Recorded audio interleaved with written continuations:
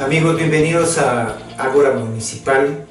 En este nuevo programa estoy muy contento porque recibo a una amiga de mucho tiempo, Norma Buitrón, que es psicóloga y además una mujer muy inteligente y además aplicada y con buen humor. Yo diría una tipaza y por eso está aquí conmigo. Bienvenida, Norma. Ay, bien, gracias por la presentación, sobre todo por lo del buen humor y la tipaza, no me lo habían dicho. Gracias. Sí, lo es. Y déjenme, les cuento, amigos, que Norma Buitrón siempre me superó en la escuela, porque compartimos aulas en la secundaria, en la himno nacional. Íbamos en el glorioso F, en la generación 82-85, ¿te acuerdas, Norma? Sí, claro. Entonces Norma siempre sacaba el primer lugar y yo estaba en el segundo lugar y la verdad es que no me preocupaba demasiado alcanzarla, les debo de confesar, como que me aligeraba y no es una justificación, es simplemente que creo que era una suerte de pose, fíjate, como de decir, vamos a, como que la vida quería dar lecciones en ese tiempo todavía, cuando es uno joven es muy soberbio, lecciones pero de una manera taimada, porque en realidad era como demostrarles a los compañeros que se podía estudiar y al mismo tiempo echar relajo. Entonces era la lección que yo quería dar. Entonces me esforzaba a veces más por echar relajo que por estudiar, pero era como una combinación. El asunto es que tú ahí parecías muy seria, pero eras líder, siempre lo has sido, creo yo. Y pienso que en eso también alguna vez lo comentamos, fuimos como competidores, no sé si consciente o inconscientemente, pero en todo caso, muchas veces tú eras jefe de grupo y luego yo era jefe de grupo y a veces otros compañeros, pero había esa suerte como de equilibrio, ¿no? Porque tú eras, decíamos en alguna ocasión, como que representabas a los que se portaban bien, sí, y yo a los que se portaban mal, o sea, tú eras como el cielo y yo el infierno. Cuéntame, sí, Norma, ¿cómo te sientes de estar aquí? Pues mira, me pareció muy interesante reencontrarte. Ajá. Porque justamente esa etapa que tú dices era la competencia total y como que yo supe de ti indirectamente, como te lo comentaba, porque estamos conectados de alguna manera por personas cercanas. Así es. Entonces yo creo que tú sabías algo de mí, yo sabía algo de ti, pero no habíamos tenido la oportunidad de hablar. Así Entonces es. De repente cuando se da la oportunidad de contactarnos, sí como que me intrigó, como que dije, ¿de qué vamos a hablar? O cómo, no sé, quizás hasta en lo físico, fíjate, son tantos años que de repente cuánto hemos cambiado, ¿no? Ajá. En lo físico, en forma de ser, en forma de pensar, y sí como que esa fue mi pregunta, ¿de qué vamos a hablar? ¿O cómo vamos a hablar? ¿Cómo nos vamos a encontrar? Ahora, la competencia, yo creo que no la provocamos ni tú ni yo. No. Yo creo que el entorno mismo nos ponía ahí. Yo sentía muchas veces, nunca lo hablamos, pero sí sentía como que la misma gente, como si estuvieran tras bambalinas diciendo, sí, tú puedes, no, ahora le ganas tú. Y así me parecía un poquito, como que eran los demás los que estaban hasta atentos de ver quién ganaba en esa ocasión. Y la misma división que se hizo en el grupo creo que fue involuntaria. Claro. Yo era niña seria pues porque así me tocó. Yo alguna vez te comenté que yo crecí como con mucha inseguridad. Amo a mis papás, amo a mi familia, pero son sobreprotectores. Y yo fui la hija mayor y la nieta mayor de ambas familias. Entonces ya te imaginarás, llega la niña y así como que no le dé ni el aire. Y al contrario, me volvieron súper enfermiza, ¿no? Pero pues bueno, entonces el ser bien portada era algo innato, porque ni siquiera te puedo decir que me reprimía. O sea, nunca era, y tienes que estudiar, y tienes que sacar unas calificaciones. Jamás me presionaron, yo lo hacía por convicción. Pero estaba implícito el ser niña buena. Algo muy interesante era que ustedes tuvo en primer lugar y todas las demás, sobre todo mujeres, aunque de repente también había hombres ahí, eran los bien portadas, pero nunca fueron traicioneras, o sea, siempre fueron banda. Nada de rajones, claro. En el sentido de que nunca nos delataban a los demás, ¿no? Sí. Y eso era como que un valor padre, porque pasaban muchas cosas entre nosotros en el grupo, y de alguna manera las procesábamos y siempre creo que bien, o sea, recordando la época fueron años dichosos, ¿no? Yo recuerdo la secundaria con mucho cariño, fíjate, creo que fue ahí junto con la universidad una de mis mejores épocas de estudiante, lo recuerdo así muy padre, y tampoco creo que se habló nunca de no traicionar, también era como un valor implícito. Era algo implícito. Tanto la división de grupos, y efectivamente te digo, los seriecitos, así como que para acá, cuando se trataba de, no hay que irnos de pinta, en fin, se aliaban conmigo, ¿no? Sí. Y cuando se trataba de, vamos a organizar esto aquí, se aliaban contigo. Pero así se iba dando, entonces, no, había fraternidad. Así es, unidad, mucha. Y lo comprobé recientemente cuando hemos reencontrado algunos, creo que nos recordamos con mucho cariño todos. Sí, ha sido rico y esta posibilidad que nos ha abierto la tecnología a través de las redes sociales, sí, claro. De reencuentros generacionales, que creo que somos la primera generación que vive eso, porque la de nuestros padres no lo vivieron, no tenían las redes sociales, y nosotros sí, entonces se han puesto de moda los reencuentros de generaciones de secundaria, preparatoria, universidad, y pues es muy interesante porque la vida se reactiva de otras formas, ¿no? De entrada estamos ahorita tú y yo platicando aquí ante las cámaras, lo cual es como muy padre. Te invité además porque eres psicóloga y sé que eres buena psicóloga y que has hecho trabajo efectivo como psicóloga en un país donde la psicología todavía no ha sido admitida. Sí. Como una disciplina a la que recurre la gente de manera usual. Es algo excepcional todavía. La mayor parte de las personas, incluso muchos de los que quizá nos ven, pueden tener mucha resistencia ante cualquier acercamiento a un psicólogo. Sí. ¿Por qué crees que en México se da esa resistencia frente a la psicología? Fíjate que, bueno, para mi época, y cuando a mí me tocó estudiar, la psicología empezaba a conocerse apenas, o sea, era como novedosa. Ajá. No era que surgiera en ese momento, claro, viene mucho tiempo atrás, pero el que empezara a cobrar auge en ese momento era como una novedad. Antes a lo mejor era totalmente en la oscuridad del trabajo del psicólogo, ¿no? Pero me acuerdo que uno de nuestros profesores, desde que entré a la carrera, nos dijo, la primera labor que van a tener como psicólogos es convencer a la gente de que sirven para algo, que los necesitan para algo, porque la mayoría de las veces se cree que psicólogos son todos, cualquiera puede ser psicólogo sin haber estudiado siquiera, entonces como para qué estudiar o como para qué ir, ¿no? Y hay un montón de mitos que venían alrededor de eso. Me caía bien gordo, fíjate que cuando iba a alguna reunión con amigos, una fiesta, no sé, y que me preguntaban, ¿qué estás estudiando? No, pues que psicología. Ay, me hago para acá porque me estás leyendo la mente. Por Dios, los psicólogos no leemos la mente, ¿no? Claro. Y muchas cosas por el estilo. Entonces hay una serie de mitos alrededor de...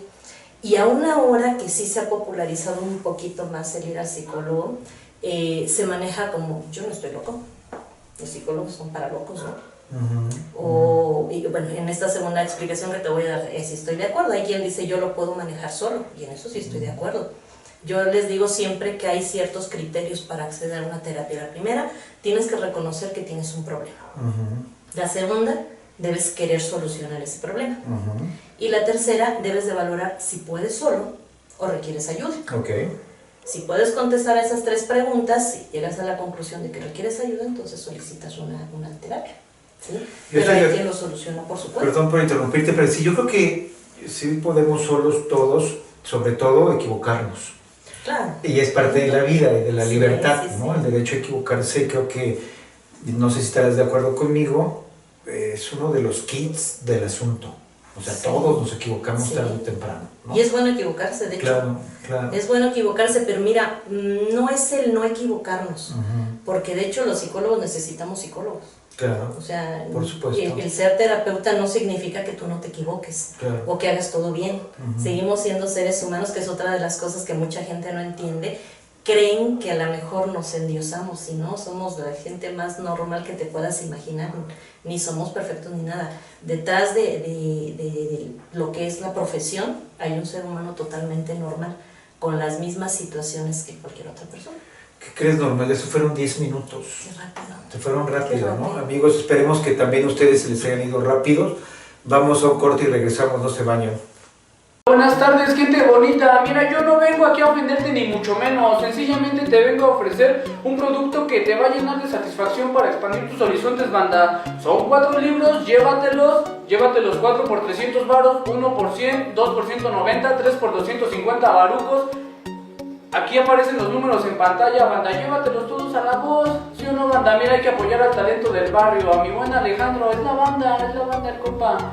Mira, llévate todos por 300 barucos, así, a la voz. Esto es como va.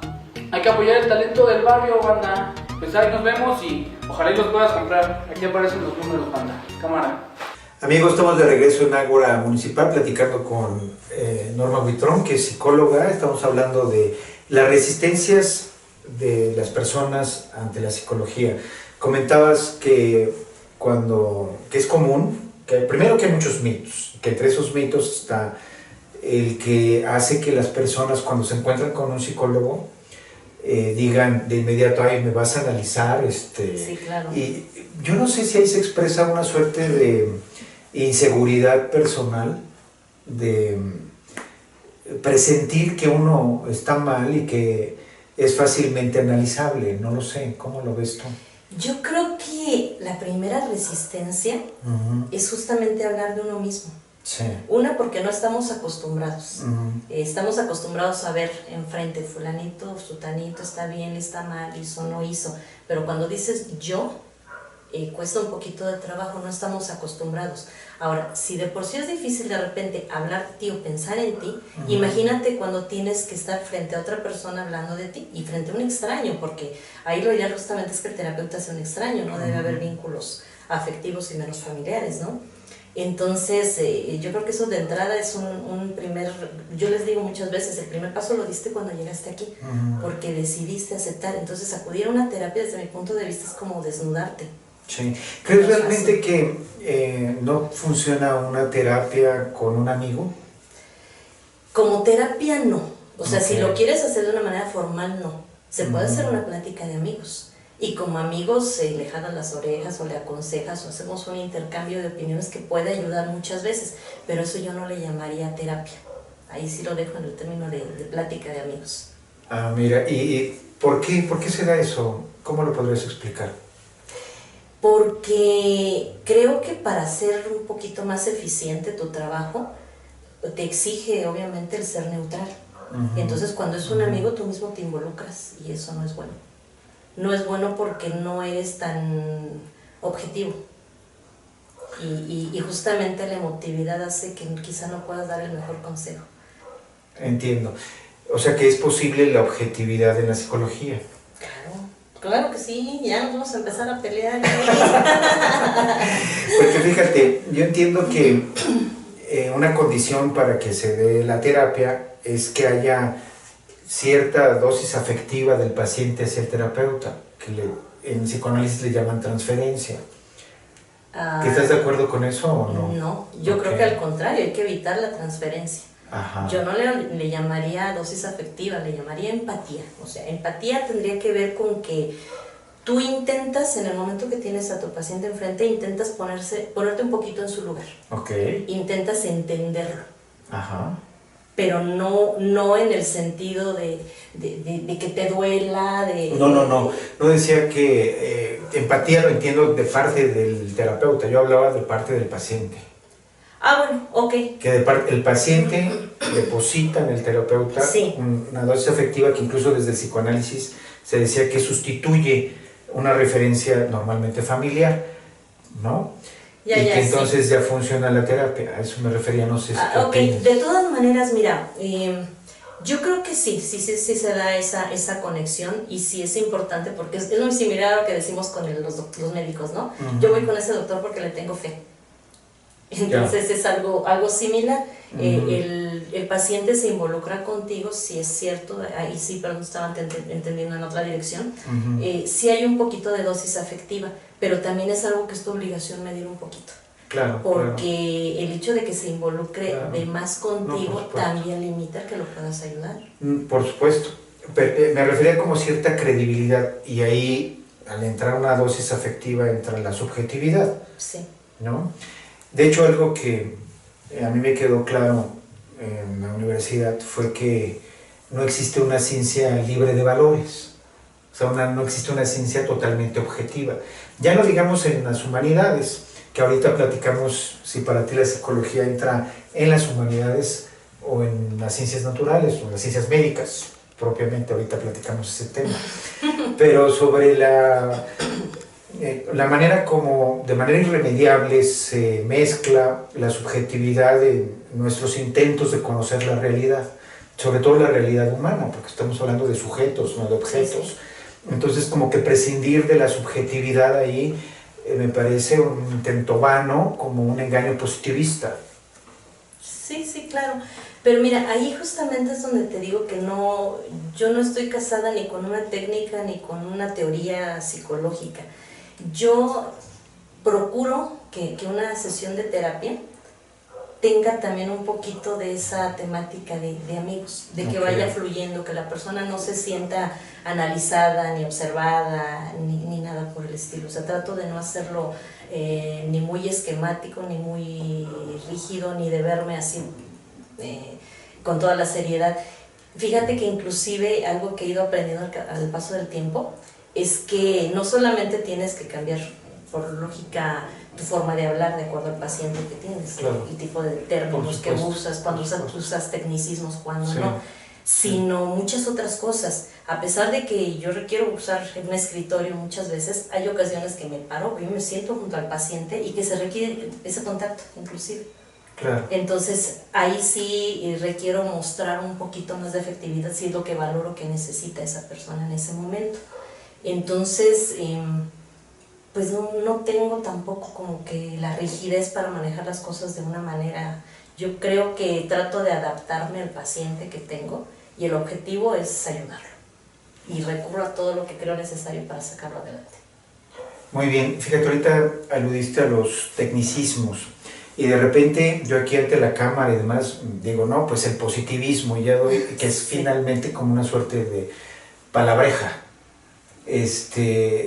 pero creo yo que es una manera de motivar a la audiencia a cultivarse, a enterarse qué es el positivismo. Muchos especialistas en medios, por ejemplo, dicen, no, es que te tienes que poner al nivel de la audiencia, que es distinto a dar terapia. Sí. ¿No? Pero yo pienso que si la conversación, que en este caso es contigo, da pie a utilizar este tipo de palabras, no tenemos por qué ahorrárnoslas, porque es una forma también de pedagogía, no sé, sin ser pretencioso, simplemente sale. Pero fue algo que me surgió ahorita en la charla y quiero tu opinión como alguien que no es especialista en medios, pero que sin duda puede decirnos algo al respecto. Sí, claro. Y mira, entiendo tu punto de vista, obviamente es una manera de cultura, pero no me gusta mucho.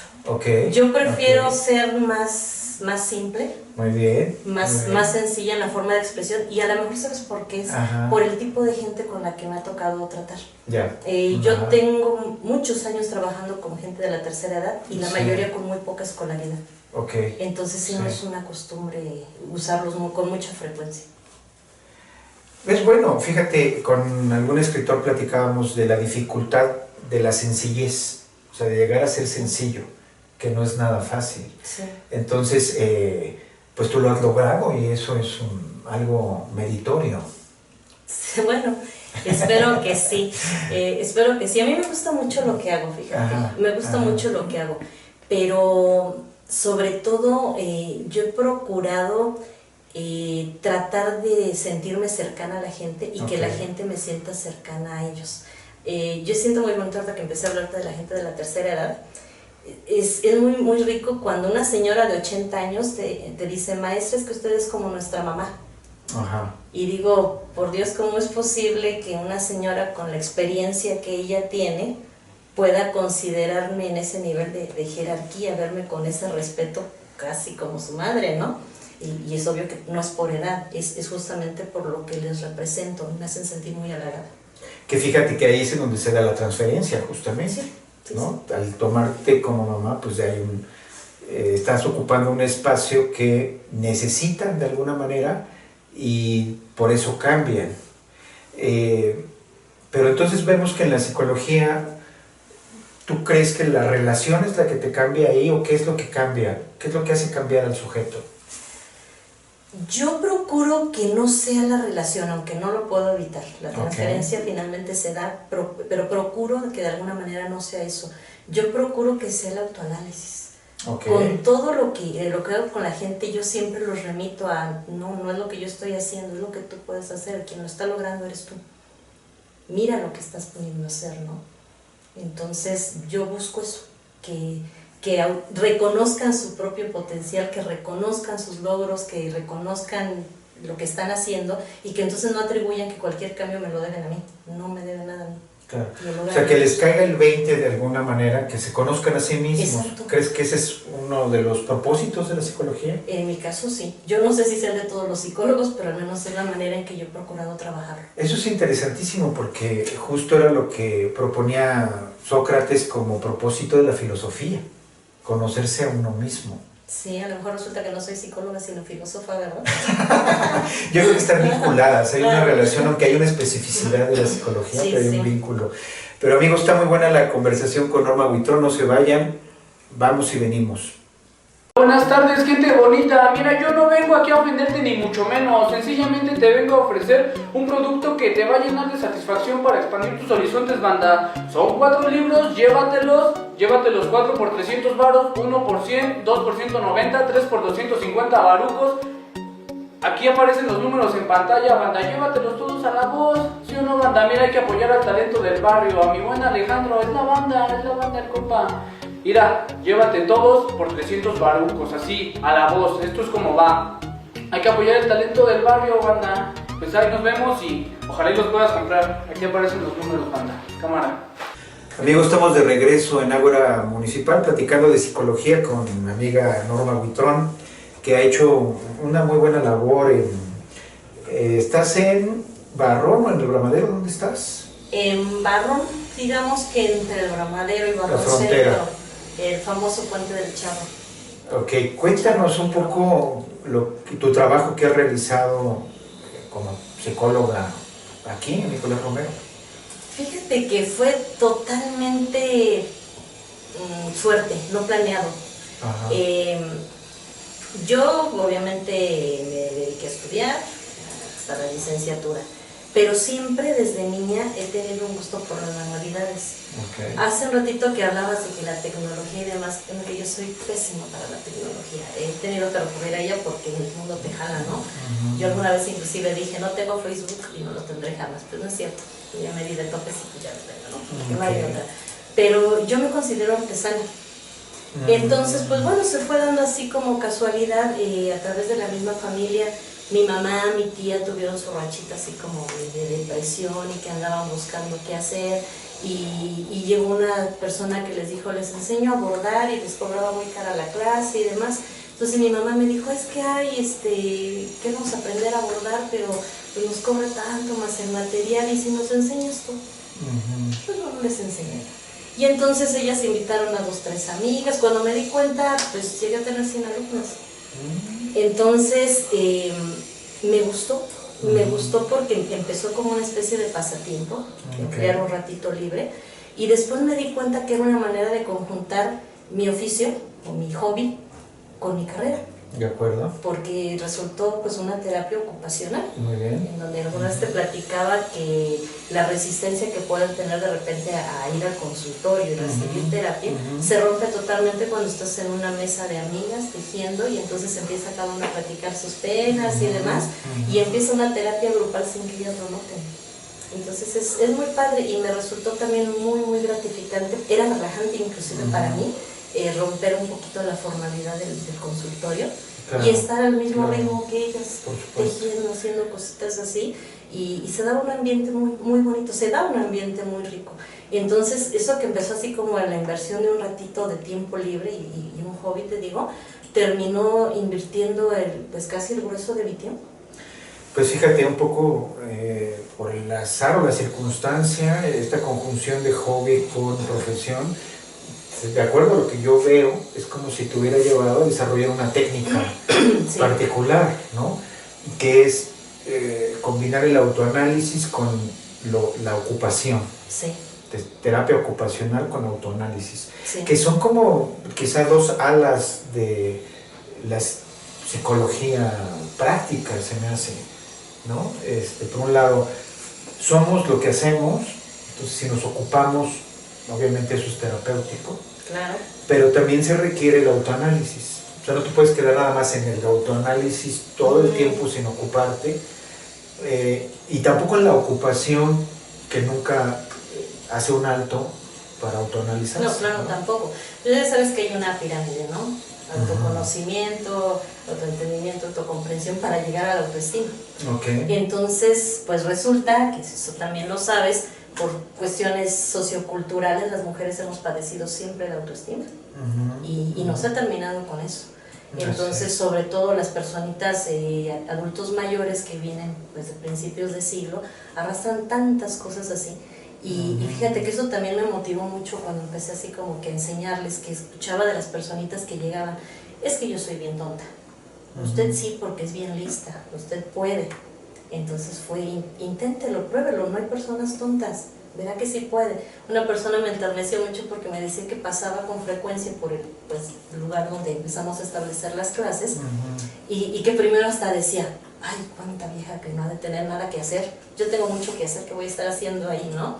Y un buen día, por depresión, se le ocurrió, pues le ganó la curiosidad y se le ocurrió entrar y observaba y qué cosas tan bonitas, empezó preguntando precios, de cuánto me venden esto y esto, y le invitaba a ir a trabajar con esto, y me mostraba sus manitas, y me decía, ¿es que usted cree que con estas manos campesinas voy a poder hacer algo? Cuando lo empezó a intentar, aprendió a hacer unas maravillas, y empezó a vender sus trabajos, y los vendía perfectamente bien, a buen precio, porque su hija trabajaba en oficinas, y pues tú sabes que ahí el ambiente es diferente. Entonces le decía yo, quiero que revise su trabajo, haga de cuenta que usted no lo hizo y califíquelo, compárelo con los que veía y que le gustaban, y ahora vuelvo a ver sus manos, a ver si son manos campesinas, ¿no? Y decía, es que no lo puedo creer que yo lo hice con estas manos, y cambió mucho la perspectiva de sí misma, y eso bueno, es solo un ejemplo, pero muchas señoras lo han manejado así, como primero pensando yo no puedo, después el no lo puedo creer que yo lo hice, y después con el orgullo de yo hago esto. O sea que has hecho mucho trabajo con mujeres, sobre todo de la tercera edad. Sobre todo con mujeres, sobre todo de la tercera edad. Es muy interesante esto porque estamos viendo un cambio muy importante. Yo creo que siempre ha sido un problema, pues la baja autoestima, no solo en las mujeres, sino también en los hombres. En general es difícil llegar a una autovaloración, y por algo está hasta la cumbre de la pirámide que ahorita nos describiste, y que debe ser una aspiración de todos, llegar a... La autorrealización. Exacto. Pero a mí me llama mucho la atención esto que combinas el acto de tejer o bordar, lo que hagan, Sí. con... ¿por qué? Porque en el acto es algo de experiencia que te transforma. Sí. Cualquier acto te transforma. Entonces, es algo práctico, y por esa razón has tenido éxito, creo yo, en tu labor, y has ayudado a mucha gente. Eso espero. Y yo creo que por eso debes sentirte satisfecha Sí. por la labor que has realizado. Sí. ¿Te sientes tú autorrealizada? Sí. Ajá. Nada más que lo que sí creo es que cuando llegas a un objetivo empieza otro, ¿no? O sea, se vuelve a repetir la cadenita. Creo que hay muchas cosas todavía que me falta por hacer, que quiero hacer, pero hasta donde voy me siento satisfecha, muy satisfecha. Sí lo creo, porque tienes por qué sentirte satisfecha, y también creo que hay que plantearse nuevos objetivos. Ahora, cuéntanos en qué estás. Yo quiero que le cuentes al público en qué estás. Ay, bueno, pues viene la revancha, porque resulta que la secundaria yo te ganaba y pues ahora eres mi jefe. Pero no porque te haya ganado en nada, en eso tenlo por seguro. Han sido, pues sí, los azares del destino y donde nos hemos ubicado, ¿no? Claro. No, y me parece muy, muy, muy rico, fíjate. Te digo, fue una manera de reencontrarnos, creo que muy interesante, claro. Porque inclusive siento que hemos hablado más últimamente que en 3 años de secundaria. Sin duda. Y en esta segunda parte, el proyecto que tú estás planteando me parece muy, muy rico, muy interesante. Creo que nuevamente engloba las dos partes que me gustan, de mi hobby, mi pasatiempo y mi carrera. Y creo que es una muy buena oportunidad de extender lo que he tratado de estar haciendo a mucha más gente. Sí. Entonces el proyecto que estás encabezando me gusta mucho. Pues a ver, se los cuento porque ya empezamos a hablar de él. Con el presidente electo Armando Navarrete planteamos la apertura de una ciudad del conocimiento. Parte de esa ciudad del conocimiento va a ser un centro de desarrollo humano.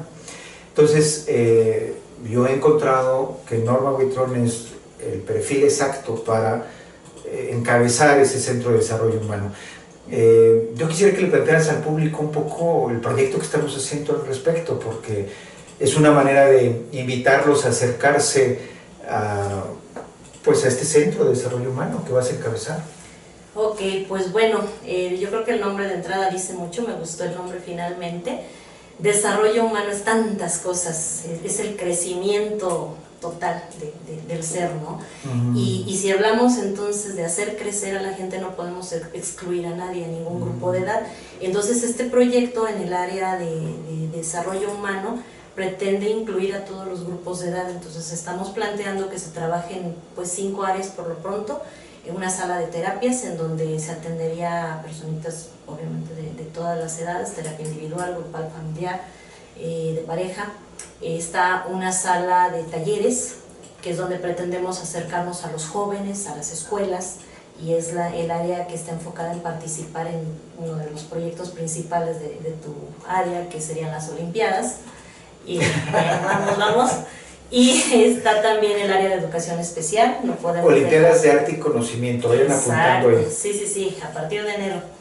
Está el área de educación especial, porque no podemos dejar de lado a los discapacitados o a personitas que aún estando en una educación regular requieren ese apoyo extra para poder sacar adelante su aspecto académico.